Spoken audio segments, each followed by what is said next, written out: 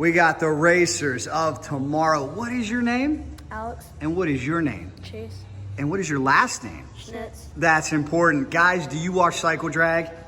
Yeah. And are you gonna be racing someday? Probably, yeah. We can't wait to see it. Good luck, guys. Ladies and gentlemen, motorcycle fans, we have made it to downtown Decatur, Indiana. Behind me, Ryan Schnitz Racing. Behind that, Schnitz Racing. We've got so much to see. If you love fast motorcycles, stay with us. We're gonna do some bench racing, we're gonna see the facility, and a whole lot more. Let's go.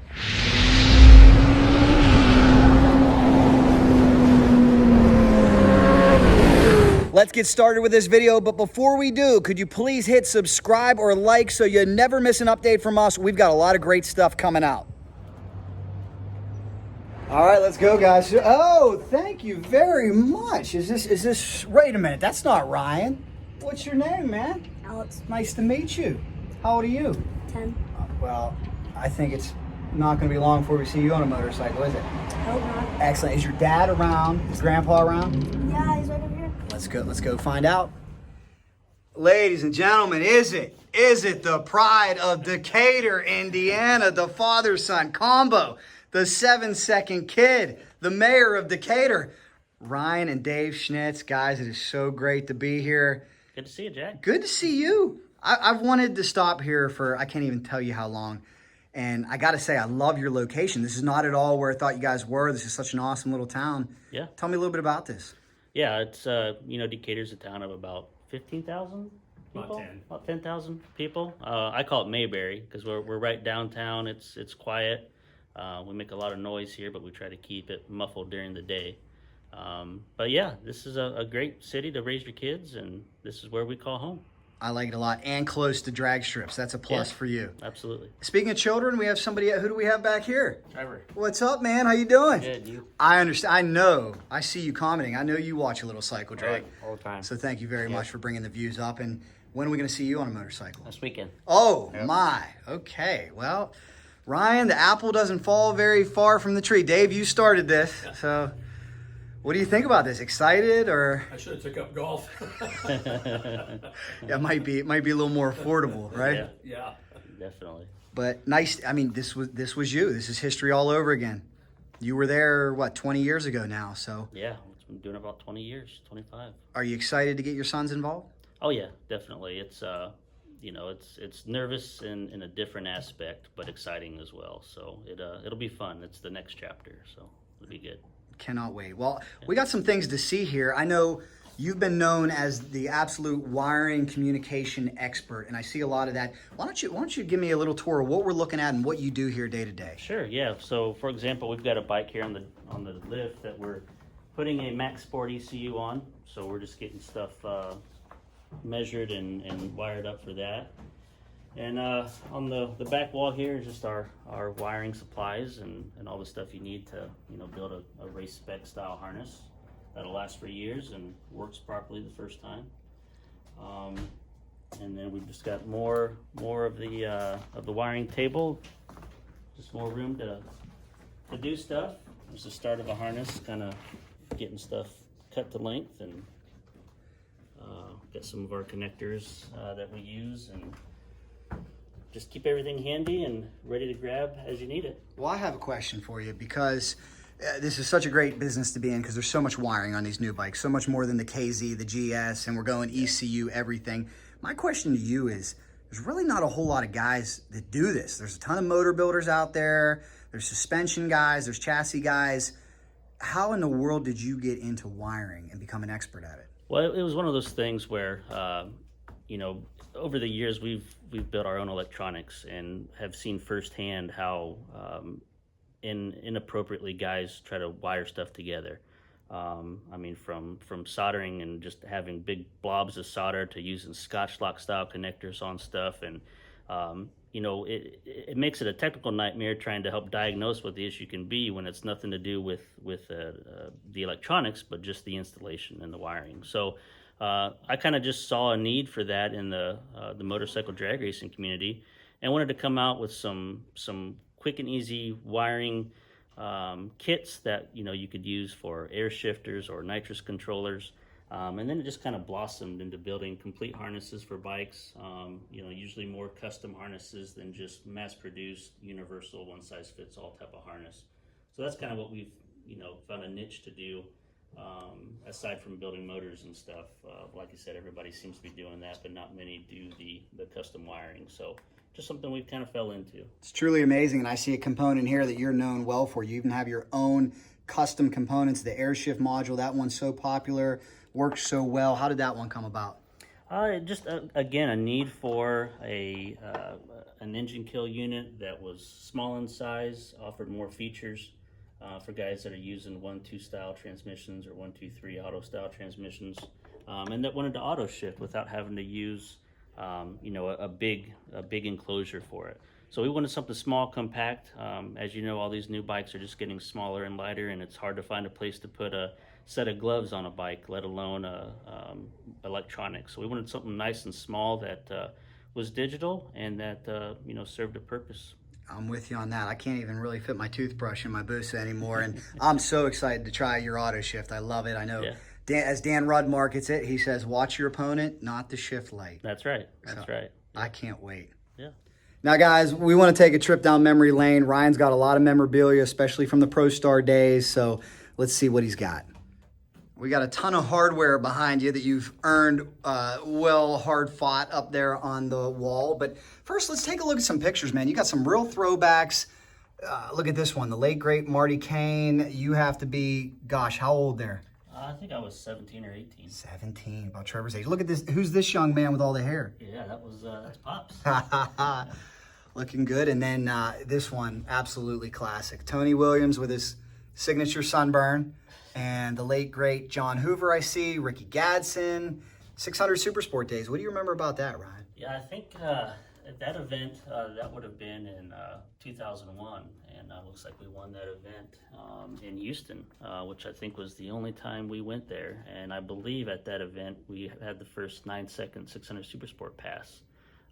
So we broke the record, won the event, qualified number 1, and luckily enough, John Hoover was there to witness all that with Kawasaki, so it was a great event. That was such an amazing class, too. You look at all the talent that came out of that class, all the people that went to Pro Stock Motorcycle from that class. Yeah. Do you really think that was one of the most pure, challenging classes for a rider that we've ever seen? I think so, yeah. I think the new Superstock class that HTP Performance is sponsoring is going to help bring some of those younger riders to light. Because it really, like you said, Chip Ellis, Eddie Krawick, even Jeremy Teasley and Joey Gladstone later in the years all came from the super sport style class. So definitely a great way to develop riding skills and kind of build your momentum to the future to get into some faster stuff. Lots of super sport pictures up on the wall. There's Skip of Orient Express. There's a great one with the Pingles. Oh, how about this one with the man, Rob Muzzy. Very happy to say I saw Rob a week and a half ago, the Lucas Oil off-road race. He's doing turbo UTVs, still out there kicking. Great. What was it like to work with Rob Muzzy? It was a highlight of my racing career to date, working with Rob. I rode for Rob for 10 years, and they went by quick, but man, a wealth of knowledge, touch a lot about engines, motorsports, racing, life, all around great guy. Certainly is. And then here we still see another mean machine. There's Tony again and your good buddy Richie Brotherington. I know you guys were teamed up for a long time. Yep. Is that Kobe in there? Yeah. Oh my goodness, look at Kobe. Wow. Street bike, street out, GSXR 1100 nitrous bike.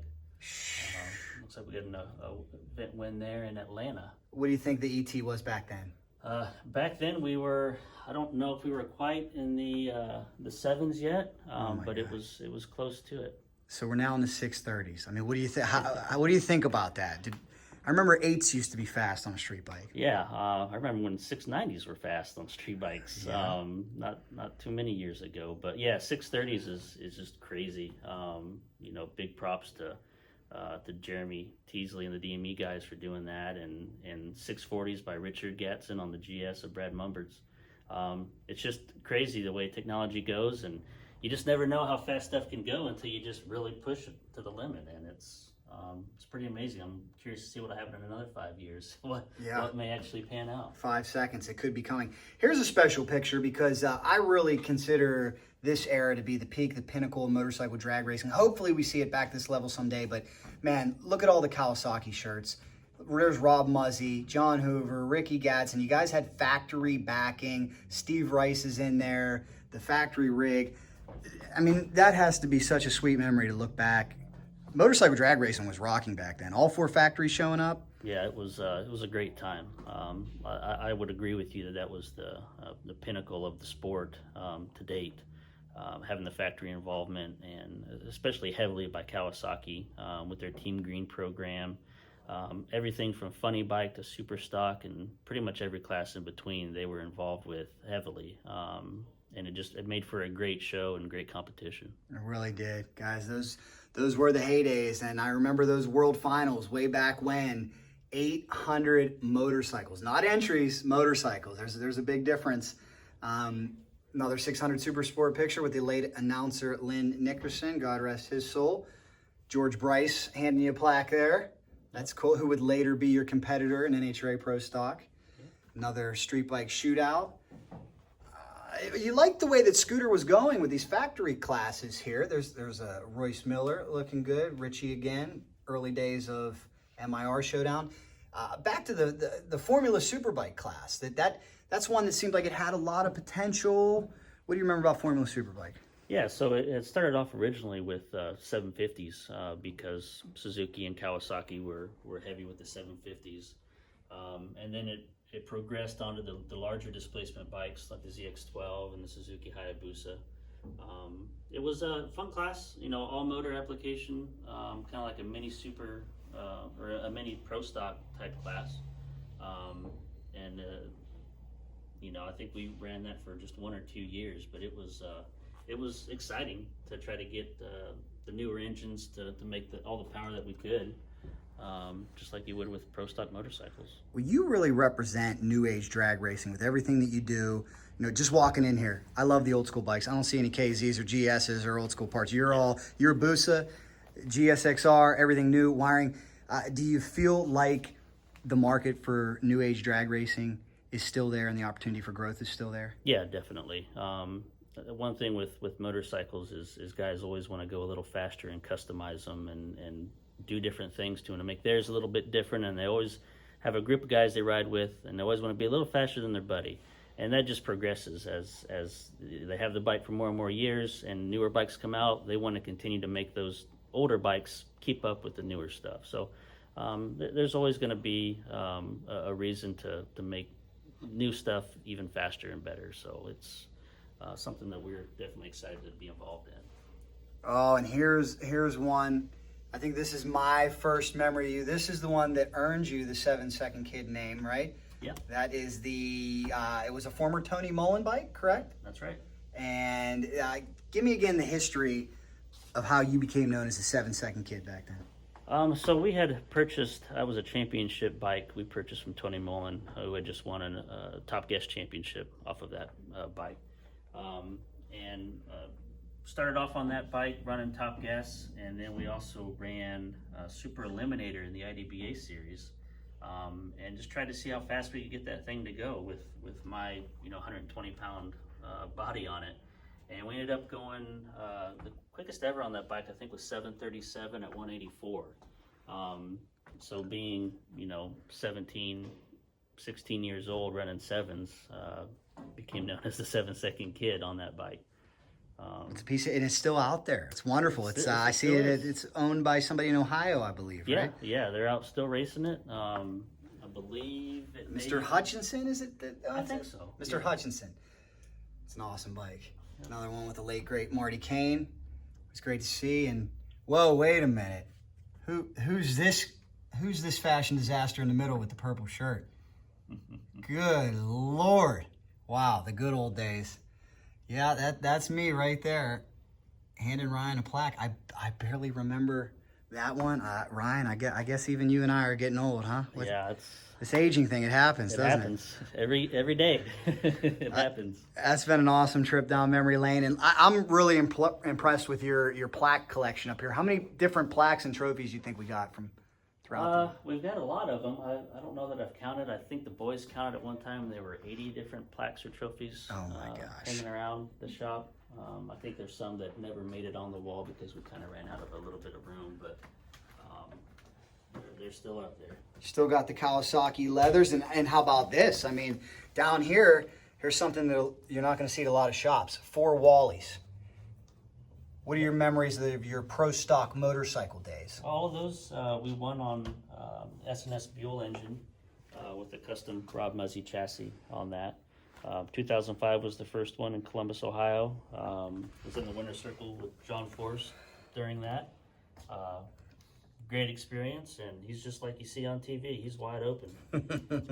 I can vouch for that. A couple more in Pomona, Denver, and Chicago. So yeah, that was good times. That sure was. And I know one of the best memories has to be what you and Rob almost were able to do with the ZX14. Yeah. What's your recollection of that? I mean, we fought tooth and nail to get that bike to run what it ran, and just one of those things where you just needed more time and more money to help develop more for it. But man, it was a great learning experience. A lot of neat new parts came out that I had never seen before that we were using with that engine and that application. And a lot of good theories Rob had with that engine that produced power, and it was just a great time going across the country, competing with the best in the world. Really a lot of fun. Well, I want to take a look at your dyno room here in a second, but first I want to sneak one final question in on the racing side that I think is interesting. You have been there, done that all over the place. You've been to NHRA Nationals that are packed with John Force. You've been to races with 15, 20 people. You've been to everything in between. When have you had the most fun in motorcycle drag racing? The last event I went to was the most fun. Every event you go to is always a lot of fun. Doing the NHRA tour was fun. A lot of traveling. Dad and I would fly out to races and spend a lot of time and traveling and just hanging out. So that was always a lot of fun. The one thing with NHRA Pro Stock is there's usually quite a bit of downtime. You usually run twice in a day. You do maintenance stuff, and you can sit and chat. And doing that with Rob was a lot of fun. Those 8-9 years where we were doing the full series and spending a lot of time with them and away from the track too. Going to dinner and doing different things. That was always a lot of fun. It's kind of the highlight of my career and something I always look back on. I'm with you 100%. The camaraderie, the stories from the road, and all the tales we can look back and tell was a lot of fun. Yeah, it was. Awesome. Well, let's go check out this dyno room. All right.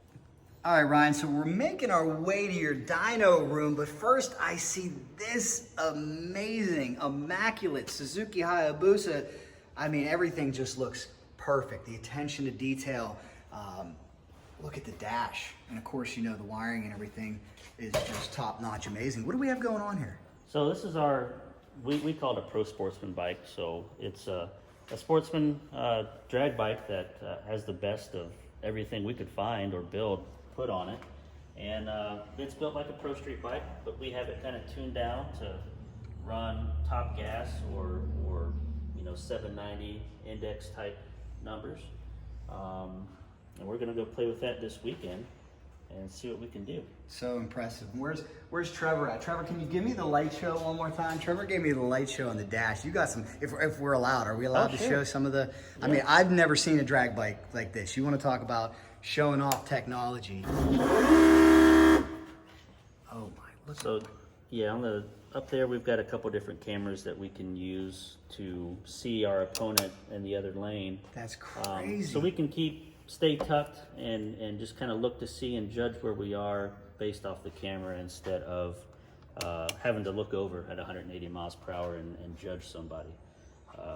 So kind of one of those things, kind of, just trying to think ahead, if my son's going to ride this, how can I make it safer for him down the road? I don't necessarily want him trying to to look over at 180 and judge somebody. I'd rather he keep his head forward and look where he's going, and maybe glance down at the camera to see his opponent. I've been in bracket racing a long time. I've never heard of that. Is this new? Is this something you stole from car guys, or is this your idea? No, it was my idea. I mean, cars have backup cameras. You can get that in your daily driver now. So we just took it another step forward and said, well, what about 2 cameras on each side of the bike so we can, look in the other lane and see what's going Good on. Lord, you got my brain thinking now with technology and all this closed loop and stuff. Yeah. How far away are we from bracket racing equipment that shuts the bike off, slimmest margin possible? Yeah, I mean, that stuff is, I've heard of guys coming out with some stuff, using GPS, using ground speed, trying to, run the number every time, live tracking, which, we don't do any of that stuff yet. We're still looking at the weather station, making adjustments to the ECU. That's why we have 3 different trim knobs on there to adjust different boost levels or shift RPMs on the dash. So yeah, we're still doing it old school with a little new technology built in for safety.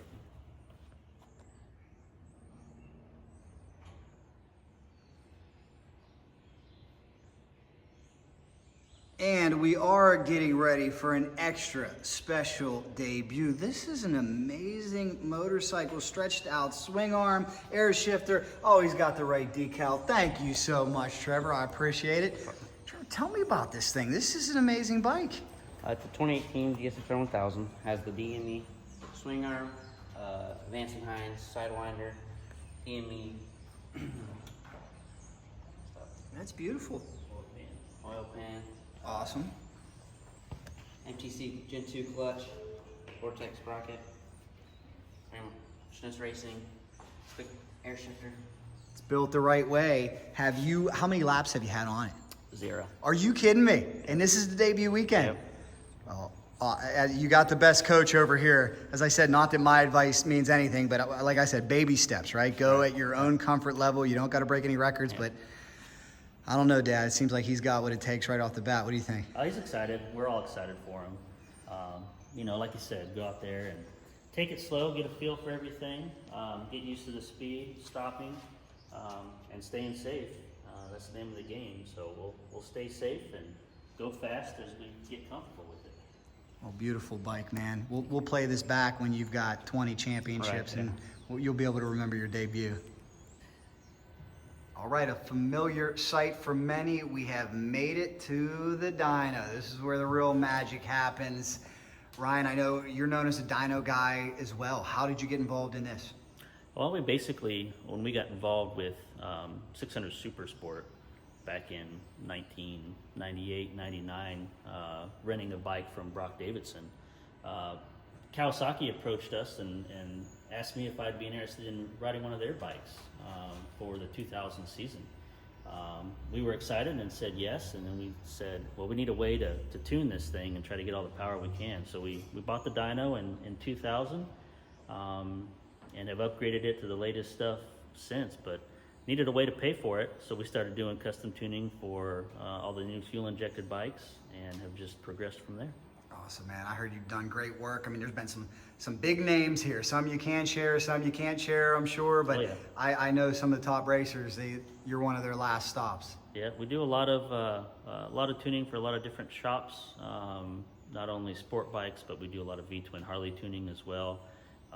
ECU flashing from sport bikes to the V-twins, and then we also, of course, do aftermarket ECUs, Motec, Max, AEM, Holly, Fuel Tech, pretty much all of them. You got to stay involved with them all, or you'll get behind in the times. Well, continuing with our theme about technology and how things have changed, I've just become a little educated on this. Do you think people underestimate how important that ECU flash is compared to, everybody wants to get a pipe, everybody wants to go buy performance parts, but I mean, what you guys can do with a simple flash is amazing. Yeah, I mean, you have to keep in mind all the OEMs are mass producing these bikes, and they want to have reliability, so they're gonna have their fueling or their timing more tamed down than you would for a race bike. So definitely you can gain power by doing the exhaust systems and the air filters and gearing and stuff like that, but until you actually have your engine properly calibrated, you're leaving power on the table. and not only power, but enjoyment, because it can be, you know, the fueling can be off so much, the timing off so much, that when you make those changes with the exhaust or the filter, the bike is no longer smooth. So you end up losing a little bit of power in one area and making more power in another. But getting the engine properly calibrated just ensures full power everywhere, and smoothness and drivability. Well, guys, this has been awesome. I want to thank all three of you. I know you gentlemen have to get on the road to Indy. You got a drag race to go to, but Ryan, thanks so much. Everybody's going to want to know if they want to service off you, if they need wiring, if they need dyno services. What's the best way to get a hold of you? Easiest way is through our website, ryanschnitz.com. Our telephone number's up there. You can contact us directly there, or you can actually call Schnitz Racing and leave a message for me. I run back and forth between both shops all day. So sometimes that's easiest to actually leave a message with one of the sales reps over there.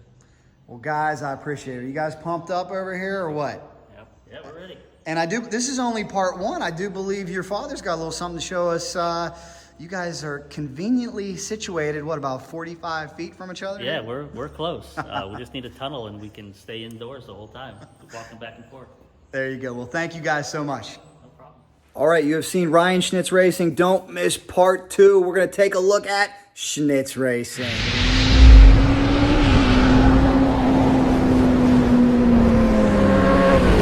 Motorcycle fanatics, thank you so much for watching. Please hit subscribe, like, leave us your feedback. We never want you to miss a video. In fact, speaking of videos, here's another video I want you to check out. You know, if there's anything fast motorcycles, we're in. Cycle Drag rolls on.